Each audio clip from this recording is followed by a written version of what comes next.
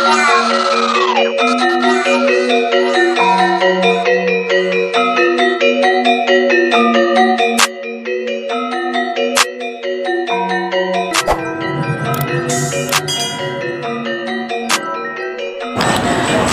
semuanya, welcome back to my channel.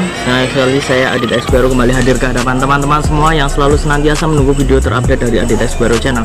Dan tentunya kali ini kita akan kembali di konten sharing gun ya, tempat agan-agan sekalian untuk sharing tentang berbagai macam masalah atau mungkin keadaan yang saat ini sedang kita rasakan. Nah, jadi dari kemarin saya sudah bikin video bersama teman-teman seniman yang ada di Purworejo dan seniman-seniman yang cukup berpengaruh di Purworejo juga. Jadi hari ini saya juga akan mencoba sharing dengan salah satu sebenarnya saya udah kenal udah lama banget, udah kayak mas saya sendiri sebenarnya orangnya itu. Jadi nanti kita lihat siapa. Jadi sebelum kita masuk ke sharing gun pada kesempatan kali ini, ada baiknya buat kalian yang baru saja bergabung dan baru aja tahu ada channel ini, langsung saja untuk subscribe terlebih dahulu ya, subscribe, kemudian dan jangan lupa bunyikan loncengnya supaya kalian selalu mendapatkan notifikasi terbaru Adit X Baru channel. Dan tidak usah berlama-lama lagi karena waktu juga sudah malam, dan mohon maaf ya ini apabila kita agak-agak berisik ini karena di pinggir jalan, jadi ya mohon maaf yang sebesar-besarnya. Oke, please welcome tamu saya pada malam hari ini adalah Mas Bokir Alkantara. Wah, luar biasa. Selamat malam. Selamat malam. Tosnya kayak gini karena ya keadaannya kayak gini ya Mas. Gimana kabarnya? Alhamdulillah ya sehat. Yang pertama ya? Sehat yang pertama itu. Terlebih hal kesehatan, mudah-mudahan yang penting utama sehat. Betul. Karena kesehatan itu hal yang terpenting saat ini ya. Dan tidak bisa diukur dengan materi. Kalau kesehatan itu kalau diukur dengan materi, wah mahal sekali. Mahal sekali. Bisa dibilang kalau misalkan saat ini kita sedang sehat terus banyak harta, besoknya sakit hartanya juga habis. Nah, gitu. Jadi mendingan tetap kita cukup aja ya. Iya. Cukup terus sehat ya. Cukup beli mobil, cukup rumah. Yang diharapkan seperti itu. Kayak gitu. Yang penting kan cukup. Ya. Cukup. Mau ini ada. Pengen sate ada. Ini. Pengen gorengan salad buah ada. Ini saya sedang berada di salah satu usahanya Mas Bokir Alkantara. Ini bisa diceritakan ini usahanya dari kapan? Ya, usaha ini saya rintis sekitar dari tahun 3 tahun yang lalu lah, tepatnya tahun berapa itu berarti 3 tahun yang lalu itu sekitar 2017 ya. Ya, 3 tahun yang lalu saya rintis.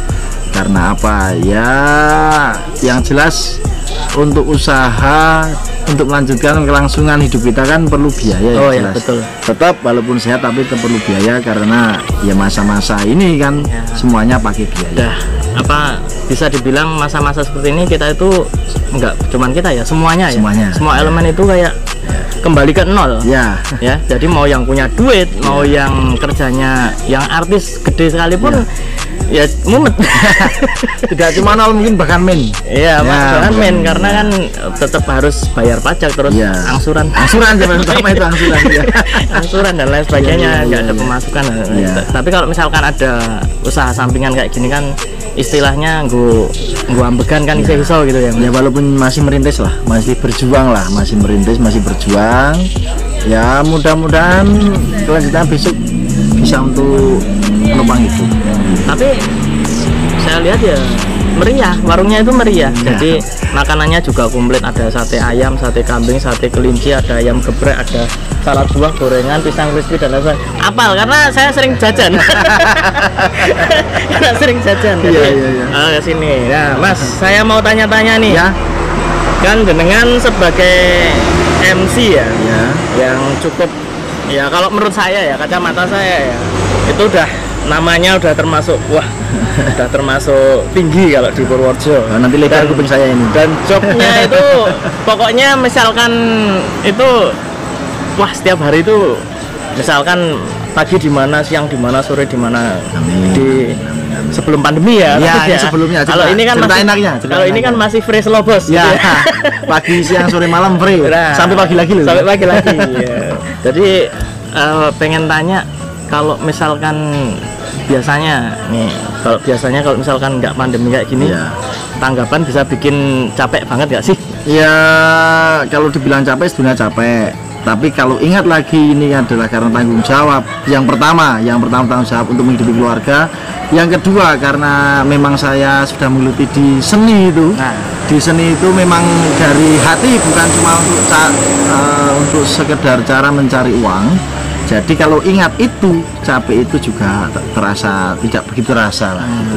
jadi meskipun capek, meskipun jadwalnya itu bejibun ya bisa dibilang. Amin. Ya, karena saya tahu sendiri ya, karena tahu sendiri jadwalnya. Wah, ini ning kene rumah pokok wis tekan kono kan.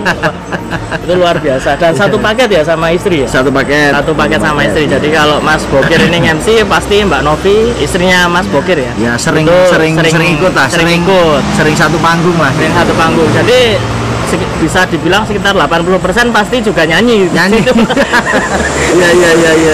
kayak satu paket lah ibaratnya, bisa dibilang satu paket. Terus ngomong-ngomong, kalau misalkan lagi kayak gini terus kesibukannya ngapain aja sekarang? Ya di masa pandemi ini ya terus terang saja karena tidak ada kegiatan lain, ya pokoknya di warung ini. Di warung? Ya di warung ini untuk ya usaha lah, nyadong rezeki ini soalnya mau Ya, biasa. betul.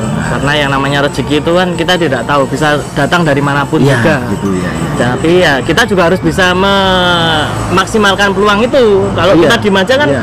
ya orang mungkin rezeki terus Iya. teko dhewe kecuali Nanti malah tukil. kaget ya. Nanti malah kaget Malah kaget toh. Dikira Nanti malah rental kaget. tuyul Nah, kan, gitu. kan. Gimana? Tetap Terus harus berjuang lah. iya harus berjuang. Tapi kerasa banget nggak sih perbedaannya itu? 100%. 100% kerasa. Sangat ya? terasa. Sangat terasa ya. Sangat terasa. Jadi ini kan kita udah hampir 2 bulan. 2 bulan ya? 3 bulanan lah, 3 bulan dari pertengahan Maret itu saya sudah Udah ada cancelan itu ya. cancelan, dan yang terakhir itu kalau nggak salah tanggal 23 itu sudah ada himbauan dari polisian kalau nggak boleh ada acara hajatan. Sebenarnya event itu siang malam, tapi karena ada himbauan dari polisian yang malam harus cancel, dan setelah malam itu cancel semuanya cancel sampai detik ini. Sampai detik ini, dan sampai detik ini sampai sekarang ini tanggal berapa ya? Sekitar Sekarang tanggal 15 ya? 15 Juni. 16 ya. 15 atau 16 Juni lah kalau nggak gitu. salah. Ini belum ada lagi ya? Belum ada lagi. Belum ada lagi karena memang dari pihak yang berwajib belum mengizinkan juga belum ya. memperbolehkan ya, belum memperbolehkan. Tapi kok anehnya mallnya dibuka ya? Ya itu yang yang terus terang maaf sekali nih buat Bikin agak gimana ya? mungkin buat beliau yang berkepentingan dan yang berwenang lah yang jelas. Ya. Kecemburuan sosial dari rekan-rekan seniman khususnya dari saya, dan ini sudah survei, teman-teman juga merasakan sama dan juga punya pendapat yang sama. Kecemburuannya begini, kalau umpama di pasar dibuka itu kan sangat sulit untuk dilaksanakan protokol kesehatan untuk pandemi ini. Mall dibuka itu ruban juga sangat sulit untuk diberi protokol untuk dalam masa pandemi ini. Tapi maaf, mungkin kalau kita seniman, ya minimal kalau event besar, event-event gede yang di situ mengumpulkan ribuan orang memang nggak boleh juga, kita maklumi. Tapi minimal di orang hajatan itu, orang hajatan kan mungkin sekisaran cuma beberapa ratus, mungkin ribuan, tapi nggak begitu ribuan banyak gitu. Dan di situ di dalam orang hajatan itu kan kita juga memiliki teman-teman yang bekerja di situ untuk mensukseskan satu acara hajatan. Contoh yang terkena dampak paling itu pemusik jelas, seperti saya seniman jelas, yang juga teman-teman catering jelas, teman-teman operator juga, operator sound system jelas, teman-teman dekorasi, rias pengantin, sampai teman fotografer lah, kameramen, itu semua terdampak. Nah, ini padahal di situ itu ide saya. Kalau orang hajatan bisa dikasih protokol dengan contoh seperti ini. Orang hajatan di satu desa, di satu tempat, di situ mesti ada perangkat desa dan sekiranya seperti perangkat lah gitu ya, seperti perangkat desa lah gitu. Di situ mesti ada linmas atau hansip atau satgas atau mungkin teman-teman banser lah, mungkin di situ ada ya. Itu bisa diatur kalau hemat saya. Di situ mungkin di depan di depan tenda itu pintu masuk untuk hajatan itu bisa dikasih petugas 1 atau 2, dan di situ dikasih untuk alat pencuci tangan dan mungkin hand sanitizer ya mungkin ya namanya ya itu ya. Dan untuk yang masuk itu tamu undangan harus pakai masker semuanya, dan juga di dalam itu tidak boleh lama-lama. Mungkin kalau biasanya sampai setengah jam mungkin ya 15 menit saja lah, cukup untuk menikmati hidangan lalu pulang, dan tidak boleh berjabat tangan. Dan setelah itu nanti protokol berikutnya itu mungkin saya punya gagasan, kalau sebelum pandemi kan mungkin tenda itu mencakup orang bisa 300 orang atau 100 orang di situ ya. Mungkin karena masa pandemi ini mungkin cukup 50% saja. Kalau 100 orang cukupnya berarti 50 orang saja. Nah, per 50 orang itu nanti yang menjaga, yang mengatur adalah petugas di luar tenda itu, di depan tenda itu, dari Hansip atau Kasatgas yang lainnya. Dan setelah mungkin 50 orang masuk, setelah waktunya cukup keluar ganti 50 lagi. Dan kalau ditakutkan bagaimana caranya biar tidak menumpuk di antrian di depan tenda, itu bisa. Untuk yang punya gadget harus undangan itu dikasih waktu, umpamanya 50 orang si A, si B sampai 50 orang itu jam, umpamanya jam 10 sampai setengah 11. Setengah 11 dan selanjutnya per setengah jam itu 50 50 50. Mungkin itu efisien dan tidak menjadikan penumpukan di luar tenda. Gitu. Jadi dibikin kayak kloter 1, nah, begitu. Kloter 3 ya begitu. Tapi Teman saya seperti itu. Kemarin minggu saya udah ada datang ke hajatnya temen. Nah itu udah ada protokolnya sendiri memang. Oh gitu. Jadi menurut saya ya kemungkinan kalau misalkan tadi diterapkan itu kemungkinan bisa saja. Dan biasanya kalau kayak gitu kan harus lapor pihak yang berwajib pertama. Kemudian yang kedua dari pihak desa juga kan harus tahu ya. Masa ada hajat kan nggak tahu kan, konyol itu. Nah, pastinya kalau misalkan dari pihak kelurahan atau pihak desa itu mengetahui, pasti kan dicari jalan keluarnya kayak gimana, terus terbaiknya gimana, jumlah yang datang itu gimana kan, masih bisa harusnya. Karena kemarin saya sudah membuktikan, kemarin datang ke tempatnya temen itu memang undangannya terbatas ya. Jadi nggak kayak kita pas masa normal dulu enggak. Jadi rombongan saya ini misalkan, oh ini teman-teman dari Jogja datang jam segini, ya udah. Jadi kita cuma dari jam 1 sampai jam setengah 2 itu. Begitu. Nah, itu mantap itu. Seperti dan itu. Kemarin sudah saya lakukan. Dan menurut saya itu suatu yang efisien. Karena baru sebelum masuk udah ada tempat cuci tangan, hand sanitizer dan lain sebagainya, terus harus pakai masker. Kemudian pengantinnya juga waktu itu juga malah pakai sarung tangan juga waktu itu. Lengkap. Jadi menurut saya wah ini termasuk konsepnya itu bagus. Jadi ya bisa dibilang ya kalau misalkan seperti itu ya lolos, bisa diberlakukan untuk semua orang juga. Kalau misalkan ada hajat, orang hajatan bisa berjalan, bisa berlangsung, tapi tidak mengurangi dari protokol di masa pandemi. Nah, gitu yang paling utama. Maka dari itu ini ya permohonan mungkin untuk yang berwenang bisa menggali, bisa memikirkan untuk nasib-nasib kami, untuk seniman yang sebetulnya terdampak pertama kali dan sangat terdampak karena tidak bisa bergerak, apalagi mungkin yang punya bisnis lain atau usaha lain itu masih bisa. Tapi ya minimal contohnya ya seperti teman-teman yang tidak punya usaha lain kan kasihan. Saya pun punya usaha seperti ini, masih merintis, masalahnya seperti itu, jadi belum bisa untuk menopang hidup. Nah, jadi ya terus terang saja ini contoh saya mungkin di teman yang lain tidak, tapi saya ini yang terkena ini. Kenapa saya bilang tadi tidak cuma 0? Kenapa amin? Karena untuk bertahan hidup, untuk mencukupi makan dan kebutuhan keluarga walaupun dengan diirit-irit lah, untuk menghemat itu saya sampai jual motor. Sampai menjual harta itu. Iya, karena apa? Daripada tidak makan itu melanjutkan hidup lah, bertahan hidup apapun yang terjadi, yang ada dibuat untuk mempertahankan hidup dulu, jangan dijual dulu lah gitu. Tapi ini juga bertahannya kalau terlalu lama ya pusing lagi kan, karena orang seperti itu walaupun punya uang berapapun kalau tidak ada pemasukan itu mesti habis kok. Mesti habis. Orang tidak kok itu cuma motor berapa harganya lah. ini yang punya uang miliaran mungkin kalau tidak ada masukan tetap habis. Ya, habis. Ya, makanya kita memperjuangkan mudah-mudahan untuk pihak yang berwenang bisa memberikan kelonggaran pada kami. Ya, kita seniman ikut kok, tidak frontal lah, ikut dengan protokol yang dimaksud itu. Dan seperti ide protokol saya mungkin kalau masuk itu insya Allah bisa dilakukan dan aman untuk semuanya. Dan yang jelas perekonomian untuk teman-teman seniman itu tidak berhenti dan kehidupan bisa juga berlangsung kembali gitu.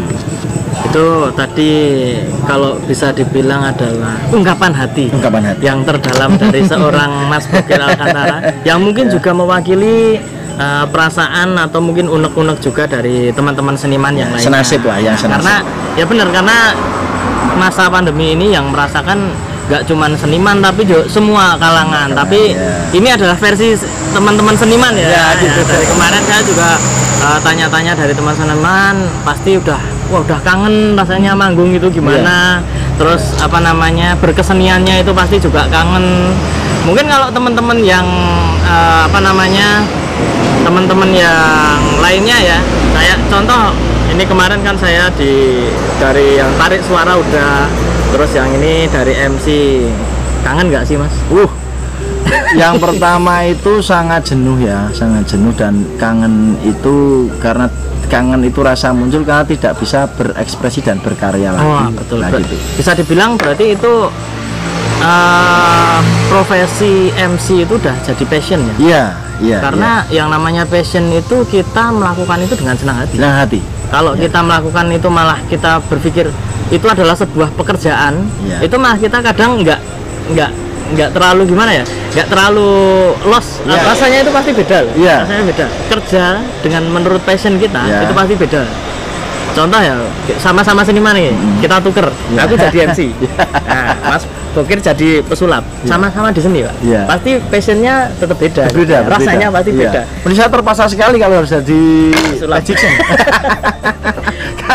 Terpaksa sekali karena jiwa tidak di situ. Nah itu. Jadi udah meskipun bayarannya lebih gede tapi rasanya rasanya terpaksa. Karena bukan passionnya. Bukan bidangnya. Itu udah terlihat. Jadi kalau passion itu udah dari diri sendiri, hasilnya juga pasti berbeda. Maksimal lah. Karena kita berbicara dengan jiwa. Nah betul. Nah, gitu. Tapi ngomong-ngomong, selain MC nyanyi juga nggak tuh? Oh iya, karena masih di kampung nih ya. Di kampung itu biasanya MC harus bisa nyanyi. MC harus bisa nyanyi? Iya, karena kan sering ada lagu-lagu duet. Kalau nggak bisa nyanyi, nanti yang mendueti penyanyinya siapa? Yang nggak boleh nyanyi itu cuman satu MC Mas. Nyanyi. MC apa itu? MC apa itu? MC Sripa. Itu kalau bisa sambil nangis itu. Harus sambil nangis itu. Iya. Ya itu joke aja ya. Iya masih. Dan ini masih di kolom kekangenan lah, ibaratnya kekangenan. Kalau kita seniman kangennya ya tidak bisa berkarya lagi. Tapi kan tetap kita meskipun kadang neng kamar, kadang di mana, tetap kadang kita itu secara tidak langsung menjadi diri kita saat di panggung. Contoh saya nih lagi duduk santai, mainan apa namanya kayak gini, terus dihilangin, hilang kayak gini, wah kangen yo. Nek misalkan aku neng dhuwur panggung, wis dibayar. Terus entuk fans.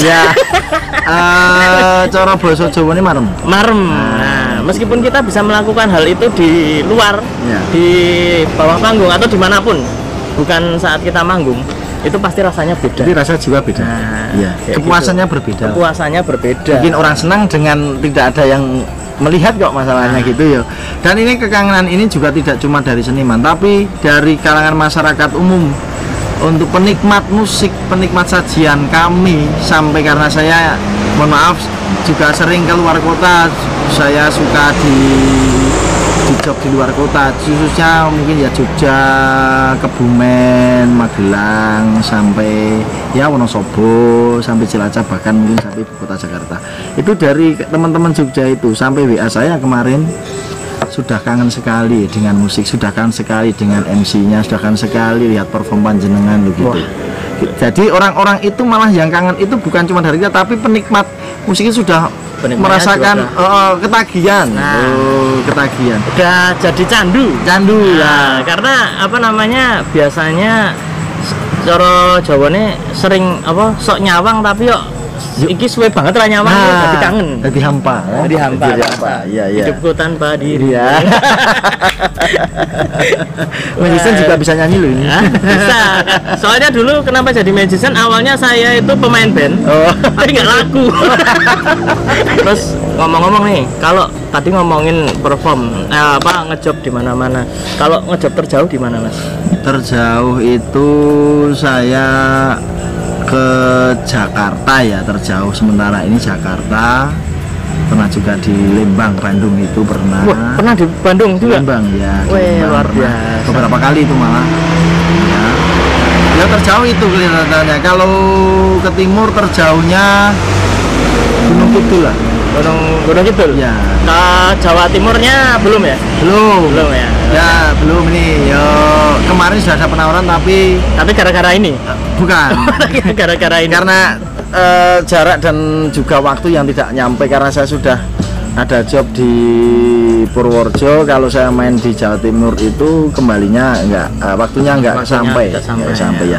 Tapi teman-teman Jawa Timur, MC Jawa Timur saya juga berteman, dan untuk musik Jawa Timur saya juga berteman. Saya malah pernah, teman saya maaf sekali teman-teman Jawa Timur, orang Surabaya, saya pernah arek Surabaya. Saya pernah didaulat untuk meng-MC, menjadi MC Bintang Palapa Surabaya. Gitu, sama istri saya jadi penyanyinya. Istri saya ya jangan kesini, Mas. Umpamanya. Umpamanya itu merah berat tuh.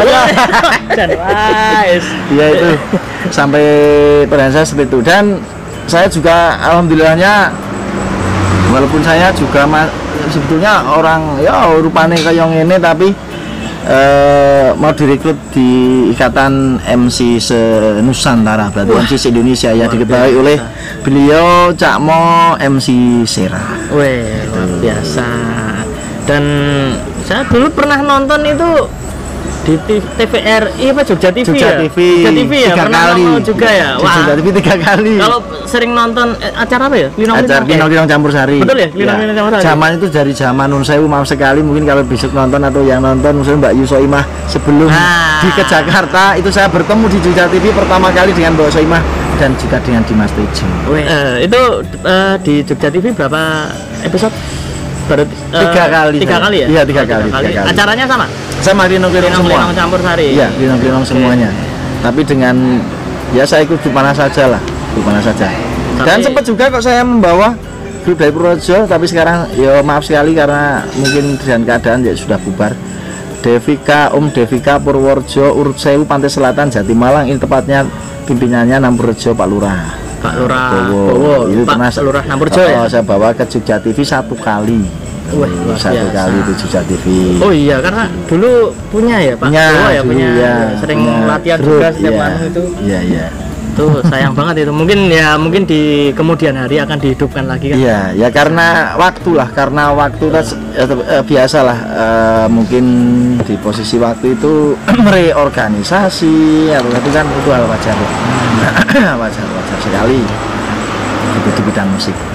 Tadi kan sempat ngomongin yang agak-agak pahit ya karena keadaannya kayak gini. Iya. Sekarang saya tanya kesan-kesan jadi MC, momen-momen yang mungkin tak terlupakan itu nge-MC di mana dan itu acaranya apa? Yang mungkin sampai saat ini top 3 lah. Ibarat kata nomor 1, nomor 2, nomor 3. Nomor satunya yang kira-kira membekas di hati sampai sekarang itu nge-MC di mana, acara apa?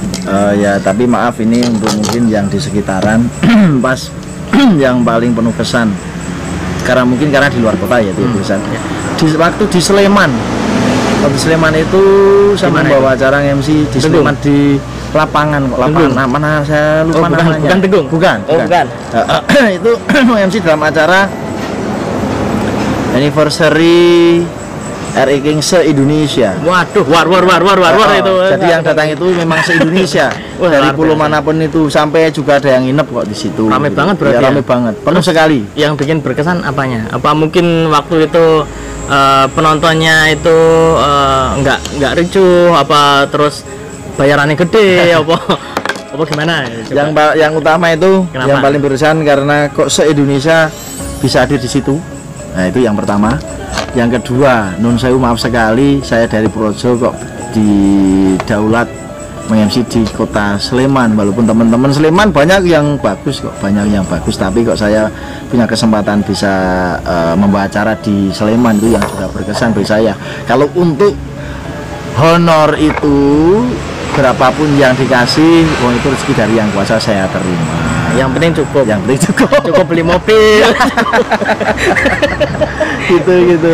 Oke, berarti bisa itu ya dibayangkan ya, itu adalah acara yang ruang lingkupnya adalah nasional. Nasional bukan berarti cuma daerah Sleman, Gunung Kidul, Bantul, Jogja dan sekitarnya. Enggak, ini malah seluruh Indonesia. Jadi seluruh teman-teman dari King ya, Kingers itu datang ke Sleman ya. Itu MC-nya itu sangat luar biasa, tetangga saya sendiri ya, orang Purworejo, luar biasa. Dan perlu diingat, ini orangnya awet muda.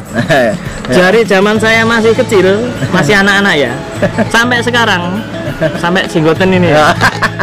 Tapi aktor masih kayak gini terus. Karena apa? Karena sebetulnya kan meeting saya kan bapaknya. Iya. Iya, teman saya itu sebenarnya bapaknya ini. Oh, temannya. Dulu ya zaman masih itu. Iya, zaman gitar bolong. Iya. Kita berjuang seniman tidak sudah enak loh dari zaman gitar bolong loh. Nah, itu. Ya, masa sound system itu belum sekarang hebat seperti ini, masih merupakan pinjen box sana box ini dikumpulkan jadi satu, tambah toa gitu. Belum ada seperti ini, belum ada genset, masih pakai listrik manual. Gelangan, gitu. Wah, repot. Iya, itu zaman dulu perjuangan beliau. Gitu sampai ini kok berteman dengan anaknya. Luar biasa. Dan orangnya kayak gini terus. Iya, pokoknya mukanya itu kayak gini. Gendeng. Orang keriput. Iya, jadi gendeng, Mas. mitosnya gini. Sempet dengar mitos Mas aku, Mas. Iya. Dan saya percaya seniman itu awet muda. Dan jiwanya enggak cuma mukanya, jiwanya itu awet. Mau gimana pun kalau misalkan dia sering berkesenian, direwangi opo-opo wae, udah nangin barat dan bedek lain sebagainya, tetap mangkat. Iya. Dan itu udah terlihat di sini.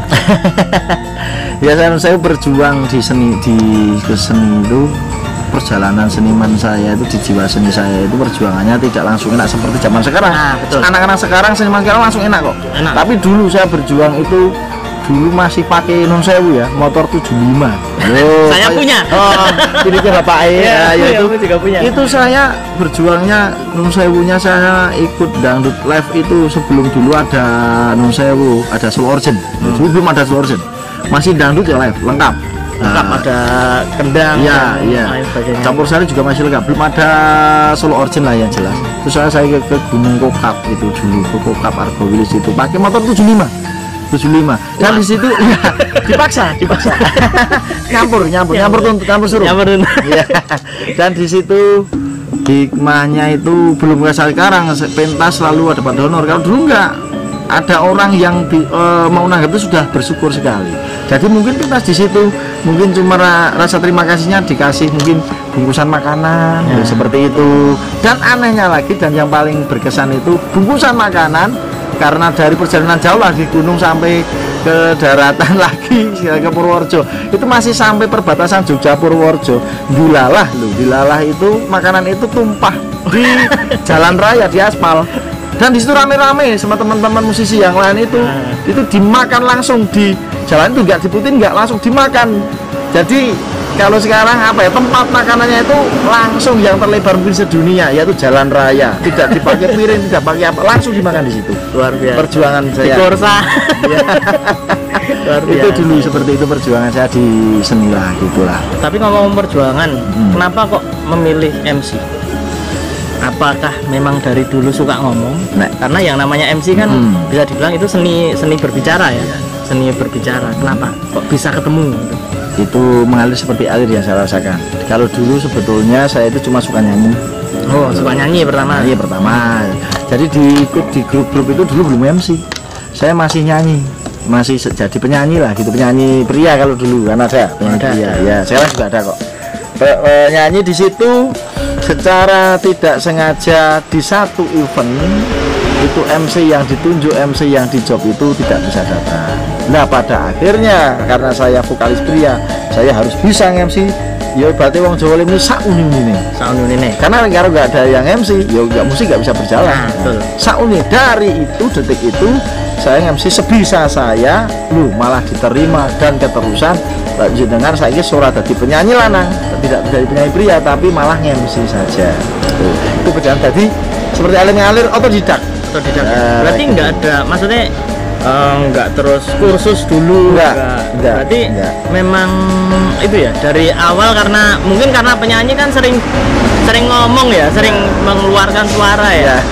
Jadi tinggal apa namanya ngenakinnya aja, ngenakin ngomongnya gimana, terus cicap ke penonton kayak gimana, kayak gitu ya. Dan saya maaf sekali saya tidak tinggi hati, tidak tinggi diri masalah. Jadi setelah saya menjadi MC kan ilmu MC saya masih pres-presan lah, masih nol lah gitu ya. Tapi wis mangun Mas. Ya. Saya sering melihat MC senior. Oh gitu, saya setiap ada event saya nonton di bawah. Tak ambil yang baik tak ambil. Ada lagi di mana MC yang lain tak tonton saya dari bawah, tak ambil yang baik. Lah itu kalau nun sewu maaf kalau orang tidak tinggi hati, tidak tinggi diri, insya Allah itu malah banyak berkahnya. Tapi kalau sudah merasa hebat, tertutuplah sudah, ilmu jenengan cekap di situ, nggak mungkin bertambah. Karena tidak bisa menerima kritikan dan tidak menerima ilmu dari orang lain karena sudah merasa hebat. Kalau saya nggak, sampai detik ini saya masih belajar. Background ini ya, satu background selain ketua IMCN saya Cak Mo, MC Sera Cak Mo ya, saya juga punya background Bram Sakti. Itu background saya. Karena kenapa? Karena pernah saya di pementasan di Purworejo, di Karnisun Purworejo, grup saya main dulu di bawah, ditonton Monata dulu, lengkap dari Bram Sakti dan musik dan penyanyinya.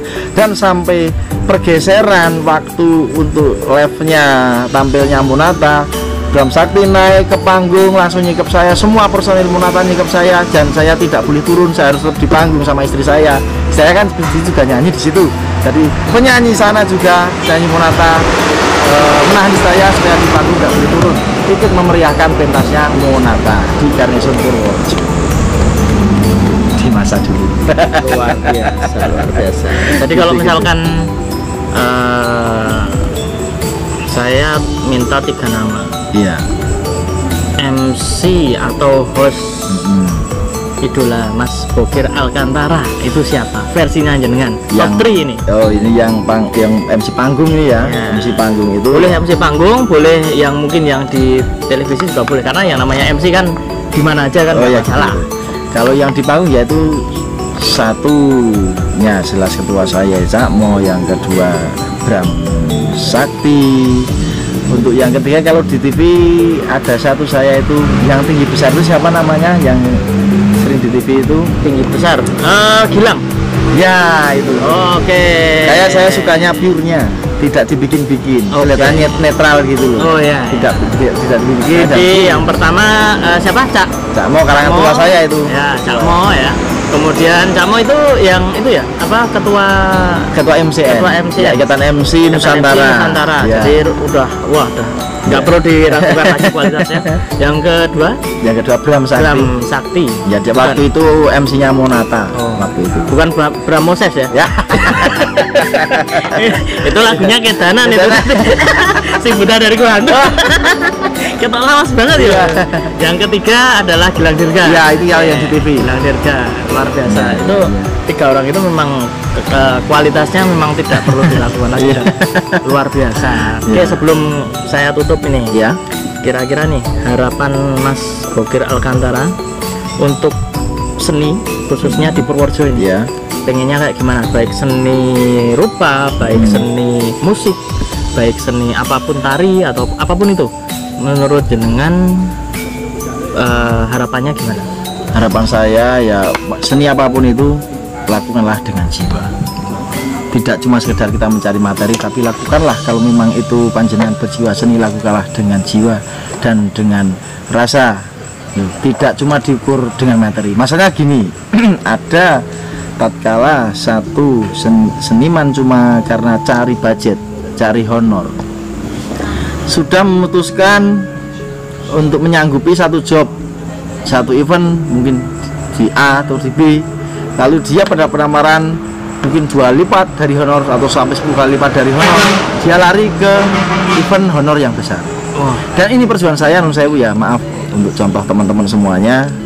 Ini saya pernah tidak cuma 1-2 kali, mungkin puluhan kali saya sudah menyanggupi untuk satu job yang mungkin untuk bayaran cuma standar, dan sampai dinaikkan saya itu biar ikut job yang lain itu sampai dinaikkan sampai kalau kemarin itu saya hitung itu sampai 5 kali lipat.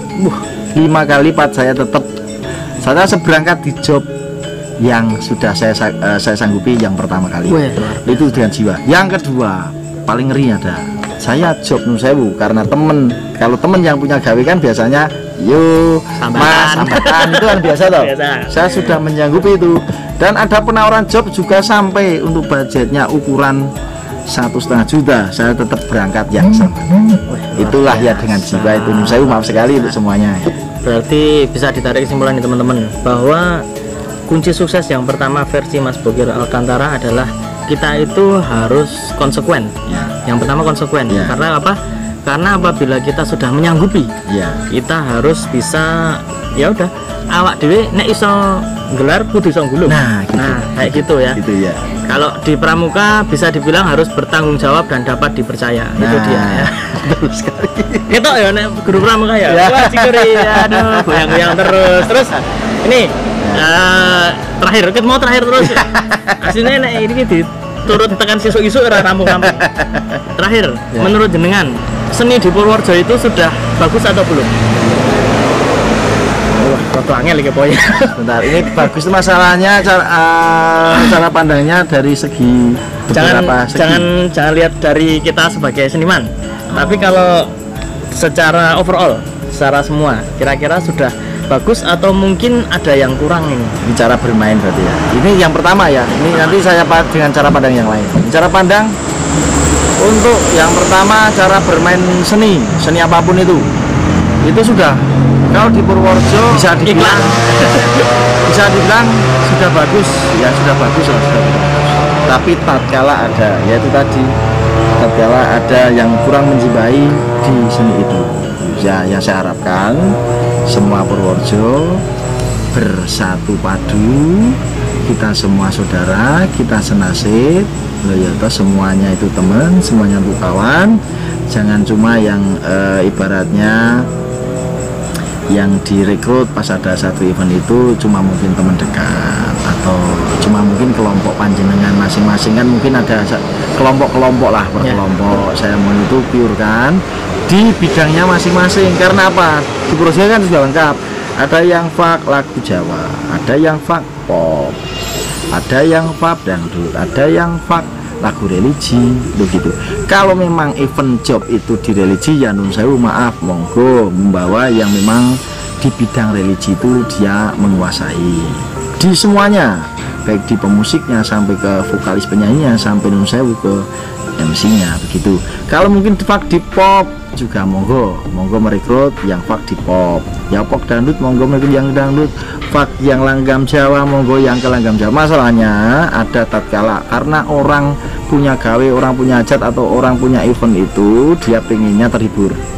Kalau dia nun sewu, maaf sekali, dia punya gawe, punya event itu dia sukanya Jawa, lalu panjenengan membawa yang faknya dangdut, di situ tidak nyambung, dan yang disuguhkan dengan lagu-lagu dangdut, wong yang beli itu orangnya suka Jawa kok dikasih dangdut. Seperti gini, kita beli makanan, wong senengnya ceriping kok dikasih emping. Nah gitu loh, seperti itu. Biar wong karena dia juga membayar kita, biar tidak kecewa lah. Karena kita seniman adalah menyuguhkan yang terbaik, menghibur orang. Kalau kok yang beli itu malah tidak terhibur, malah kecewa, ya rasanya kan gimana. Meskipun kita dapat income, meskipun dapat bayaran, tapi kita juga merasa tidak bisa menghibur. Itu adalah sebuah titik hitam. Nah, ya itu kan biasanya kita menghibur masalah gitu. Tapi ya tambahan sedikit, ada juga tatkala teman-teman di dalam satu event itu mungkin karena jobnya sangat laris ya, mungkin merasa sangat capek, dan sebelum waktu off kok minta tolong di off karena saya capek, itu maaf sekali, jangan sampai terjadi.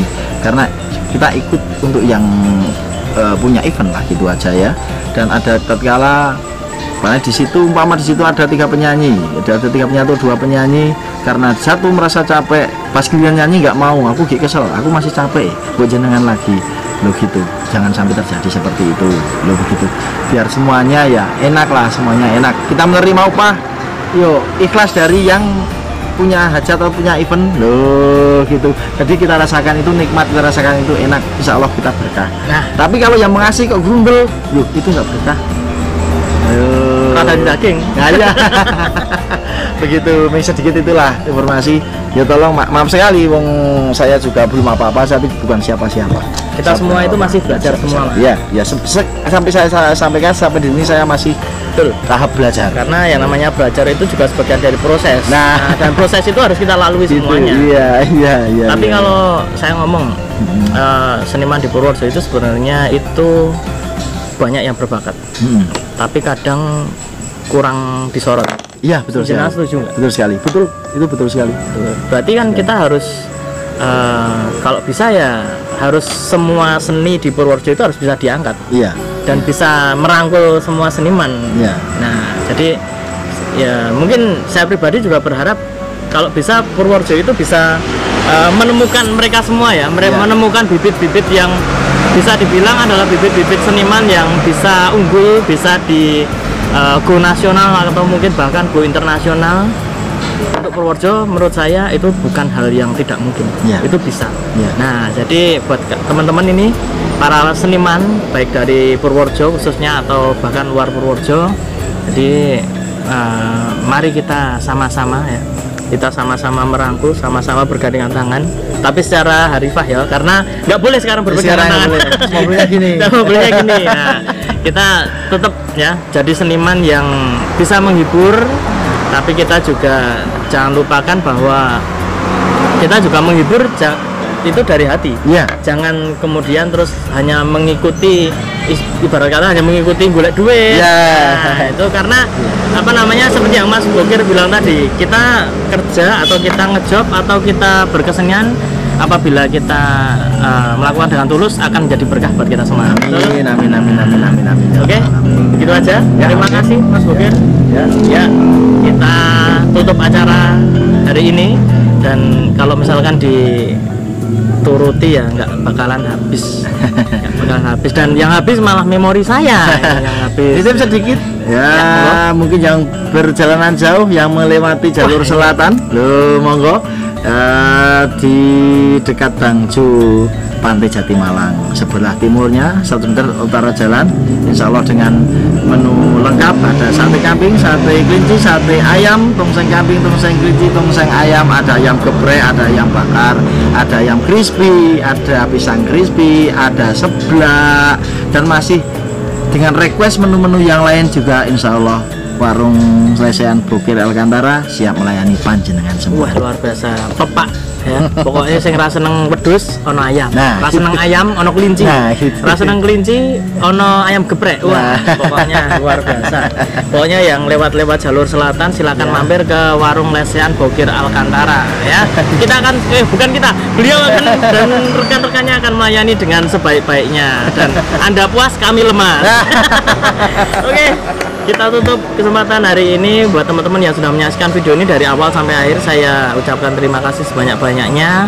Dan jangan lupa buat kalian yang baru tahu ada channel ini, baru tahu kok ada perbincangan menarik ini, langsung saja kalian subscribe, kalian bunyikan loncengnya, dan jangan lupa untuk like, komen, dan share ya, supaya teman-teman kalian juga bisa menikmati video ini dan video-video lainnya dari Adit Esquero Channel. Dan saya Adit Esquero bersama Mas Bokir Alkantara mohon undur diri. Kita ketemu lagi di video selanjutnya. Terima kasih dan sampai jumpa. Om Swastiastu.